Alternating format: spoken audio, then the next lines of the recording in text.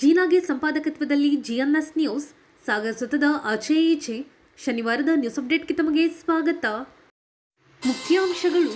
ಸಾಗರದಲ್ಲಿ ಜೀವನ್ಮುಖಿ ಮತ್ತು ಚರಕ ಸಂಸ್ಥೆಯಿಂದ ಅವ್ವ ಮಹಾಸಂತೆ 2024 ಕೃಷಿ ಕುರಿತು ಆತಂಕ ವ್ಯಕ್ತಪಡಿಸಿದ ಬೆಂಗಳೂರು ಇಕ್ರಾ ಸಂಸ್ಥೆಯ ಗಾಯತ್ರಿ ವಿ. ರಂಗ ಚಟುವಟಿಕೆಗಾಗಿ ಶಾಸಕರ ನೇತೃತ್ವದಲ್ಲಿ ಸುಸಜ್ಜಿತ ರಂಗಮಂದಿರ ನಿರ್ಮಾಣ ಶೀಘ್ರ ಎಂದ ನಾಗಪ್ಪ. ಅವ್ವ ಸಂತೆ ಕುರಿತು ಪ್ರತಿಭಾ ಡಾಕ್ಟರ್ ರಾಜನಂದಿನಿ ನಭಾ ಮಾತು. ವೇದಿಕೆ ಕಾರ್ಯಕ್ರಮದಲ್ಲಿ ಗಮನ ಸೆಳೆದ ಚೌಡಿಕೆ ಪದ ಮತ್ತು ಜಾನಪದ ಗೀತಗಾಯನ. ಈಗ ಸುದ್ದಿಯ ವಿವರ. ಚರಕ ಮೂಲಕ ಗ್ರಾಮೋದ್ಯೋಗವನ್ನು ಉನ್ನತ ಮಟ್ಟಕ್ಕೆ ಬೆಳೆಸುವ ಕೆಲಸ ಈ ಭಾಗದಲ್ಲಿ ನಡೆಯುತ್ತಿದೆ. ಚರಕ ಪ್ರಸನ್ನ ಗುರುಸ್ಥಾನದಲ್ಲಿ ನಿಂತು ನಿರುದ್ಯೋಗಿ ಮಹಿಳೆಯರಿಗೆ ಚರಕದ ಮೂಲಕ ಉದ್ಯೋಗ ಕಲ್ಪಿಸುವ ಕೆಲಸ ಮಾಡುತ್ತಿದ್ದಾರೆ ಎಂದು ಬೆಂಗಳೂರಿನ ಇಕ್ರಾ ಸಂಸ್ಥೆಯ ಗಾಯತ್ರಿ ವಿ ತಿಳಿಸಿದರು. ಸಾಗರದ ನಗರಸಭಾ ರಂಗಮಂದಿರದಲ್ಲಿ ಶನಿವಾರ ಜೀವನ್ಮುಖಿ ಮತ್ತು ಚರಕ ಸಂಸ್ಥೆ ವತಿಯಿಂದ ಹಮ್ಮಿಕೊಳ್ಳಲಾಗಿದ್ದ ಅವ್ವ ಮಹಾಸಂತೆ 2024 ಕಾರ್ಯಕ್ರಮವನ್ನು ಉದ್ಘಾಟಿಸಿ ಅವರು ಮಾತನಾಡುತ್ತಿದ್ದರು.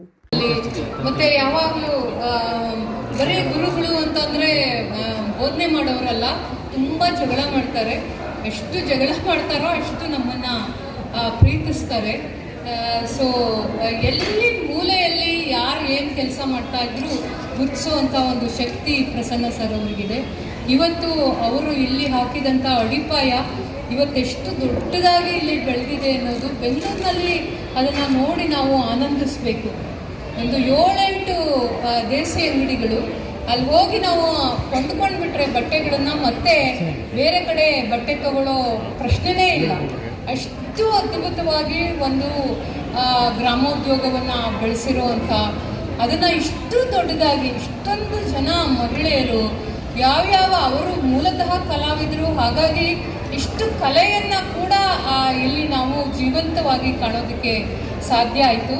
ನಾವಿವತ್ತು ರೈತರ ಪರವಾಗಿ ಬಂದಿದ್ದೀವಿ. ನಾವು 15-20 ವರ್ಷಗಳಿಂದ ಈ ಕೃಷಿಯಲ್ಲಿ ಏನು ವಿಷ ಉಣಿಕೆಯಿಂದ ನಮ್ಮ ಭೂಮಿಗಳು ಹಾಳಾಗಿದೆ. ನಾನು ಮಲೆನಾಡಿನವಳೆ. ಮುಂಚೆ ನಾವು ಇದ್ದಾಗ ನಮ್ಮ ತಂದೆಯವರು ವ್ಯವಸಾಯ ಮಾಡ್ತಿದ್ದಾಗ ನಮ್ಮ ಭೂಮಿಗಳು ಎಷ್ಟು ಚೆನ್ನಾಗಿತ್ತು. ನಮ್ಮ ಹತ್ರ ಎಂತೆಂಥ ಒಳ್ಳೊಳ್ಳೆ ಭತ್ತದ ತಳಿಗಳಿತ್ತು, ವ್ಯಾಳ್ಯ ಅಂತೆ, ರತ್ನಚೂಡಿ ಅಂತೆ, ಹೀಗೆಲ್ಲ. ಈಗ ಎಲ್ಲ ಹೋಗಿದೆ. ಮತ್ತೆ ಸಾಗರದಲ್ಲಿ ಬೆಳಿಗ್ಗೆಯಿಂದ ಸಂಚರಿಸ್ಕೊಂಡು ಬರುವಾಗ ನೋಡಿದರೆ ಒಂದು ರೀತಿ ಮನಸ್ಸಿಗೇನು ಸಂತೋಷ ಅನ್ನಿಸ್ಲಿಲ್ಲ. ಯಾಕಂದರೆ ಅಂಥ ಕೃಷಿಯಲ್ಲಿ ವೈವಿಧ್ಯತೆ ಇಲ್ಲ. ಕೃಷಿಯ ಒಂದು ಕೃಷಿ ಅಧೋಗತಿಗೆ ಇಳಿದಿರುವಂಥ ಒಂದು ಪರಿಸ್ಥಿತಿ ಕಣ್ಣಿಗೆ ಕಾಣಿಸ್ತಾ ಇದೆ. ಈ ಸನ್ನಿವೇಶದಲ್ಲಿ ನಾವು ಕರ್ನಾಟಕದ ಬೇರೆ ಬೇರೆ ಜಿಲ್ಲೆಗಳಲ್ಲಿ, ಅದು ವಿಶೇಷವಾಗಿ ಇವತ್ತು ನಮ್ಮ ಮಹಿಳೆಯರು ಬಂದಿದ್ದಾರೆ. ಅವರ ಇದೇ ಸಂದರ್ಭದಲ್ಲಿ ಅವರ ಬಳ್ಳಾರಿ ಜಿಲ್ಲೆ, ಅವರ ಬೆಳೆಗಳನ್ನು, ಅವರ ಹೊಲಗಳನ್ನು ಹೋಗಿ ನೋಡಿದಾಗ ನೀವು 30, 40, 50 ಬೆಳೆಗಳನ್ನು ಅಲ್ಲಿ ನೋಡ್ಬೋದು. ಅಷ್ಟು ಅದು ಸಾಧ್ಯವಾಗಿರೋದು ಭೂಮಿಗೆ ವಿಷ ಹಾಕೋದನ್ನು ನಿಲ್ಲಿಸಿ ಕಳೆದೋಗಿದ್ದ ಬೀಜಗಳನ್ನು ವಾಪಸ್ಸು ತಂದು ಕಾಲಾನುಸಾರ ಕಾಲಕ್ಕೆ ಯಾವ ಬೆಳೆ ಮುಖ್ಯವಾದ ಯಾವ ಬೆಳೆ ಜೊತೆಯಲ್ಲಿ ಯಾವುದನ್ನು ಮಿಶ್ರ ಮಾಡಿ ಹಾಕಬೇಕು, ಯಾವುದನ್ನು ಸಾಲಲ್ಲಿ ಹಾಕಬೇಕು, ಯಾವುದನ್ನು ಬಾರ್ಡರಲ್ಲಿ ಹಾಕಬೇಕು, ಯಾವ್ದು ತೆಗೆದ ಮೇಲೆ ಯಾವ್ದು ಹಾಕಬೇಕು, ಮುಂಗಾರಿಗೆ ಯಾವ್ದು ಹಾಕಬೇಕು, ಹಿಂಗಾರಿಗೆ ಯಾವ್ದು ಹಾಕಬೇಕು, ಇದು ಎಲ್ಲವನ್ನೂ ಮರೆತು ಹೋಗಿದ್ದಂಥ ಪದ್ಧತಿಗಳನ್ನು ವಾಪಸ್ ತಂದು ಇವತ್ತು ಸ್ವಲ್ಪ ಪದಾರ್ಥ ಮಾತ್ರ ಅವರು ಇಟ್ಟಿದ್ದಾರೆ. ಇನ್ನು ಮುಂದಿನ ತಿಂಗಳು, ಇನ್ನೊಂದು 2 ತಿಂಗಳು ಕಳೆದ್ರೆ ಒಂದು 80 ಪದಾರ್ಥಗಳನ್ನು ಅವರು ನಿಮ್ಮಲ್ಲಿ ತಂದು ಬಿಡೋದಕ್ಕೆ ಸಾಧ್ಯವಾಗುತ್ತೆ. ಅಂಥ ಒಂದು ಕೃಷಿ ಸಾಗರದಲ್ಲೂ ಪುನರುತ್ಥಾನಗೊಳ್ಳಿ ಅನ್ನೋದು ನನ್ನ ನಿಜವಾದ ಹಾರೈಕೆ. ಹಾಗಾಗಿ ಇವತ್ತು ಇಲ್ಲಿ ಬಂದಿರುವಂಥ ಎಲ್ಲರಿಗೂ ನಮ್ಮ ಕೃಷಿಯ ಒಂದು ಪರಿಚಯವನ್ನು ಕೂಡ ಮಾಡಿಸ್ಕೊಡ್ತಾ ತಮ್ಮ ಎಲ್ಲರನ್ನೂ ಇವತ್ತು ಭೇಟಿಯಾಗಿದ್ದು ಬಹಳ ಖುಷಿಯಾಗಿದೆ. Thank you very much. ಪೌರಾಯುಕ್ತ ಎಚ್.ಕೆ. ನಾಗಪ್ಪ ಮಾತಾಡೋಂಥ ಒಂದು ಕಾರ್ಯಕ್ರಮ ಅಲ್ಲ. ಈ ಥರದ ಕಾರ್ಯಕ್ರಮಗಳನ್ನು ನಾವು ನೋಡಬೇಕು, ಅದನ್ನು ಮುಂದುವರಿಸೋಕ್ಕೆ ಆಗೋರು ಮುಂದುವರಿಸೋಕ್ಕೆ ಆಸಕ್ತಿ ಇದ್ದು ಅವಕಾಶ ಇಲ್ಲದೆ ಇರೋರು ಅದಕ್ಕೆ ಸಹಕಾರವನ್ನು ಕೊಡ್ತಕ್ಕಂಥ ಒಂದು ಕಾರ್ಯಕ್ರಮ. ಇದರಲ್ಲಿ ನಾವು ಇದು ವಿಶೇಷವಾಗಿ ಬೇರೆ ಏನನ್ನೂ ಹೇಳೋದಂಥ ಒಂದು ಕಾರ್ಯಕ್ರಮ ಅಲ್ಲ. ಯಾಕಂದರೆ ಈ ಒಂದು ಡಿಜಿಟಲ್ ಮೀಡಿಯಾ ಯುಗದಲ್ಲಿ ಇಷ್ಟು ಜನರನ್ನು ಕರ್ಕೊಂಬಂದು ಈ ಒಂದು 3 hours ಕೂರಿಸೋದು ಅಷ್ಟು ಸುಲಭದ ಕೆಲಸ ಅಲ್ಲ. ಭಾರಿ ಜನರಿಗೆ ನನಗೂ ಸೇರಿ ಕೈ ಅಂತ ಇರ್ತದೆ. ಅಂಥ ಒಂದು ಕಾರ್ಯವನ್ನು ಇವತ್ತು ಜೀವನ್ಮುಖಿ ಸಂಸ್ಥೆ ನಮ್ಮ ಪ್ರತಿಭಾ ಮೇಡಮ್ ಮುಖಾಂತರ ಮಾಡಿದ್ರಿ. ನಿಜವಾಗ್ಲೂ ಇದೊಂದು ಮಹತ್ ಸಾಧನೆ. ನಾನು ತುಂಬ ಹೃದಯದಿಂದ ನಮ್ಮ ಸಾಗರದ ಜನತೆ ಪರವಾಗಿ ತಮ್ಮನ್ನು ಅಭಿನಂದಿಸ್ತಾ ಇದ್ದೀನಿ. ಇನ್ನು ಪ್ರತಿಭಾ ಮೇಡಮ್ಮು ಈ ಊರಿಗೆ ನಮ್ಮ ನಮ್ಮ ಸಹೋದರ ರಾಘವೇಂದ್ರ ಅವರನ್ನ ಮದುವೆಯಾಗಿ ಬಂದ ದಿನದಿಂದಲೂ ಪರಿಚಯ. ಯಾಕಂದರೆ ಅವರು ಮದುವೆಯಾಗಿ ಬಂದು ಅವ್ರದ್ದು ಲವ್ ಮ್ಯಾರೇಜು, ಮದುವೆಯಾಗಿ ಜೋಸೆಫ್ ನಗರದಲ್ಲಿ ಒಂದು ಮನೆ ಮಾಡ್ತಾರೆ. ಆವತ್ತು ಅವ್ರ ಮನೆಯಲ್ಲಿ ಅಡಿಗೆ ಸ್ಟಾರ್ಟ್ ಮಾಡಬೇಕು ಅನ್ನೋವಾಗ ನಾನು ಮತ್ತು ಅವಾಗಿನ ಪುರಸಭಾಧ್ಯಕ್ಷರು ತೀನಾ ಶ್ರೀನಿವಾಸ್ ಅವರು, ನಾನು ಇಂಜಿನಿಯರ್ ಆಗಿ ಅವ್ರ ಮನೆಗೆ ಹೋಗಿದ್ದೆ. ಪ್ರತಿಭಾ ಮೇಡಮ್ ಅವರು ಯಾವ ರೀತಿ ಅಂದರೆ, ಮನುಷ್ಯ ಕನಸ್ಕೊಂಡವನು ಯಾರೂ ಸಹ ಗುರಿ ತಲುಪಲ್ಲ, ಯಾರು ಗುರಿ ಇಟ್ಕೊಳ್ತಾನೆ ಅವನು ಗುರಿಯನ್ನು ತಲುಪ್ತಾನೆ. ಈ ಪ್ರತಿಭಾ ಮೇಡಮ್ ಅವರು ಹಲವು ಈ ಒಂದು ನೃತ್ಯ ಆಗಿರ್ಬೋದು ಅಥವಾ ರಂಗ ಕಲೆಗಳನ್ನು ಪ್ರದರ್ಶನ ಮತ್ತು ಆರಂಭ ಮಾಡಿದಾಗ ತುಂಬ ಕಷ್ಟಗಳನ್ನು ಅನುಭವಿಸಿದ್ದಾರೆ. ಯಾಕಂದರೆ ನಮ್ಮ ಒಂದು ಸಮಾಜ ಈ ಯಾವ ರಂಗಕಲೆಗಳನ್ನೇ ಮನರಂಜನೆಯಾಗಿ ಸ್ವೀಕರಿಸಿತ್ತು, ಅದನ್ನೆಲ್ಲ ಬಿಟ್ಟು ಟಿ ವಿ ಮಾಧ್ಯಮದ ಕಡೆ ಹೋದಂಥ ಒಂದು 2001ನೇ ಇಸ್ವಿ ಇರ್ಬೋದು. ಅಂಥ ಸಂದರ್ಭದಲ್ಲಿ ಪ್ರತಿಭಾ ಮೇಡಮ್ ಇಂಥ ಕಲೆಗಳನ್ನು ಹೆಜ್ಜೆ ಮೇಲೆ ಹೆಜ್ಜೆ ಮುಂದೆ ಹಾಕ್ಕೊಳ್ತು ಇವತ್ತು ಏಕವ್ಯಕ್ತಿ ಪ್ರದರ್ಶನವನ್ನು ರವೀಂದ್ರ ಕಲಾಕ್ಷೇತ್ರದಲ್ಲಿ ನೀಡೋವರೆಗೂ ಹೋಗಿದ್ದಾರೆ. ಅಂದರೆ ಅವರು ಇಟ್ಟುಕೊಂಡಂಥ ಗುರಿ ಭಾರಿ ಮುಖ್ಯ ಇರುತ್ತೆ. ಯಾವ ಮನುಷ್ಯನಿಗೆ ಗುರಿ ಇರಲ್ವೋ ಅವನು ಗುರಿ ತಲುಪೋದು ಸಾಧ್ಯ ಇಲ್ಲ. ಬರೀ ಕನಸನ್ನು ಯಾರು ಕಾಣ್ತಾನೋ ಆ ಮನುಷ್ಯ ಕನಸು ಕಾಣ್ತಾನೆ ಇರ್ತಾನೆ. ಕನಸು ಮುಗಿದ ಮೇಲೆ ಮತ್ತೆ ಯಥಾಸ್ಥಿತಿಗೆ ಹೋಗ್ತಾನೆ.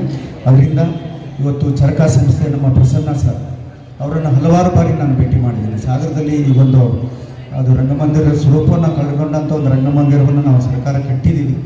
ಆ ಸಂದರ್ಭದಲ್ಲೂ ನಾವು ಪ್ರಸನ್ನ ಅವರನ್ನು ನಾನು ಸುಮಾರು ಸರಿ ಭೇಟಿ ಆಗಿದ್ದೆ. ಬಟ್ ಅವರ ಆಶೋತ್ತರ ಏನಿತ್ತು ಆ ಥರಕ್ಕೆ ಆಗಲಿಲ್ಲ. ಆದರೂ ಈಗ ನಾವು ಈ ಥರದ ರಂಗ ಚಟುವಟಿಕೆಗಳಿಗಾಗಿ ಸುಮಾರು ಒಂದು 8-10 ಕೋಟಿ ಅನುದಾನದಲ್ಲಿ ಇದೇ ನೆಹರು ಮೈದಾನದಲ್ಲಿ ಒಂದು ತಾಲೂಕು ರಂಗಮಂದಿರವನ್ನು ನಿರ್ಮಾಣ ಮಾಡಬೇಕು ಅಂತ ತಾಲೂಕು ಆಡಳಿತ ಸನ್ಮಾನ್ಯ ಶಾಸಕರಾದ ಗೋಪಾಲ್ ಕೃಷ್ಣ ಬೋಳವರು ಎಲ್ಲ ಪ್ರಯತ್ನಗಳು ಮಾಡ್ತಾ ಇದ್ದಾರೆ. ಸರ್ಕಾರದ ಅನುಮೋದನೆ ಇನ್ನೇನು ಒಂದು ವಾರ ದಿವಸದಲ್ಲಿ ಆಗುತ್ತೆ ಮೇಡಮ್. ಅಂದರೆ ಇದರಲ್ಲಿ ಬೇರೆ ಉದ್ದೇಶಕ್ಕಿಂತ ಇಲ್ಲಿ ಸೇರಿರ್ತಕ್ಕಂಥ ಎಲ್ಲ ವರ್ಗದ ಜನ, ಎಲ್ಲ ವೃತ್ತಿಪರರು, ನಮ್ಮ ಮೇಡಮ್ ಡಾಕ್ಟ್ರು ನಂದಿನಿ ಮೇಡಮ್, ನಮ್ಮ ಸಹೋದರಿಯವರು, ಅವರು ಡಾಕ್ಟ್ರ್ ಇದ್ದಾರೆ, ಬೇರೆ ಬೇರೆ ವೃತ್ತಿ ಮಾಡೋರೆಲ್ಲ ಒಂದು ಕಡೆ ಸೇರಿ ಈ ಥರದ್ದು ಮಾಡ್ತಾ ಹೋದಾಗ ಸಮಾಜಕ್ಕೆ ಒಂದು ಒಳ್ಳೆಯ ಸಂದೇಶ ಸಾರಂಗ ಆಗುತ್ತೆ ಅಂತ ಹೇಳ್ತಾ, ನನಗೆ ಚಿಕ್ಕನಾದರೂ ನನಗೆ ಅವಕಾಶ ಕೊಟ್ಟಿದ್ದಕ್ಕೆ ಇನ್ನೊಮ್ಮೆ ಜೀವನ್ಮುಖಿ ಸಂಸ್ಥೆ ಮತ್ತು ಚರಕ ಸಂಸ್ಥೆಗೆ ನಾನು ಧನ್ಯವಾದಗಳನ್ನು ಹೇಳ್ತೀನಿ.